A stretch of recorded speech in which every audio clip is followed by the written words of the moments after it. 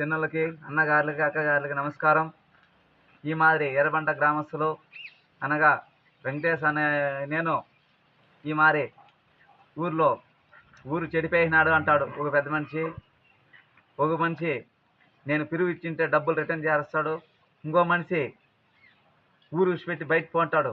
ఇది ఏమి న్యాయమో, ఇది ఏమో కథ కార్ఖాన్ కనుక్కోవాలా. అదే జనసేన పార్టీ తరఫున, తెలుగుదేశం తరఫున అందరికీ చెప్తా ఉన్నాను. ఇది ఏమి అన్యాయం చేసినాను, నేను ఏమి ద్రోహం చేసినాను అది కనుక్కోవాలని మరీ కోరుతున్నాను.